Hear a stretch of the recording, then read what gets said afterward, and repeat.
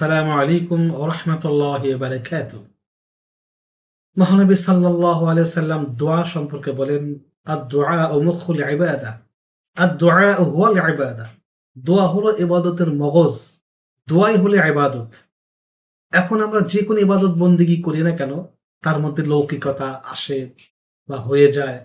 তার মধ্যে বিভিন্ন রকমের সমস্যা থাকে। কিন্তু দোয়া এমন একটি ইবাদত, যখন একজন মানুষ আল্লাহর কাছে কিছু চায়, দোয়া করে, তখন সরাসরি আল্লাহ তাআলার সাথে তার সংযোগ স্থাপন হয়। এজন্য বেশি, বেশি করে দোয়া করা। এখন আমাদের অবস্থা এমন হয়েছে, আমরা নিজেদের জন্য দোয়া করা তো ভুলেই গিয়েছি, অন্যের জন্য তো প্রশ্নই আসে না।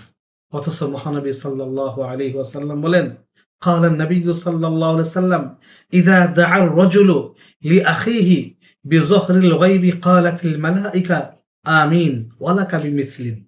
মহানবী সাল্লাল্লাহু আলাইহি ওয়াসাল্লাম ইরশাদ করেন, যখন কোনো ব্যক্তি অন্য এক ভাইয়ের অনুপস্থিতিতে তার জন্য মঙ্গল কামনা করে, কল্যাণ কামনা করে, দোয়া করে, তখন নির্দিষ্ট ফেরেশতা তার মাথার উপর অবস্থানকারী একজন ফেরেশতা বলতে থাকেন, আমিন, আল্লাহ দোয়াকে কবুল করো।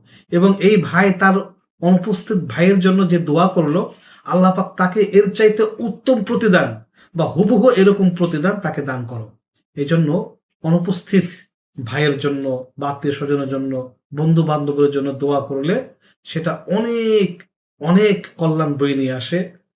এমনকি একটা আত্মতৃপ্তি, একটা প্রশান্তি লাভ করা যায়। তা আমরা বেশি বেশি করে যখন নিজেদের জন্য দোয়া করব, অবশ্যই অনুপস্থিত সকল মুসলমান, আত্মীয় স্বজন, বন্ধু বান্ধব সবার জন্য আমরা দোয়া করে আমাদের অন্তরের প্রশান্তি আমরা অর্জন করব।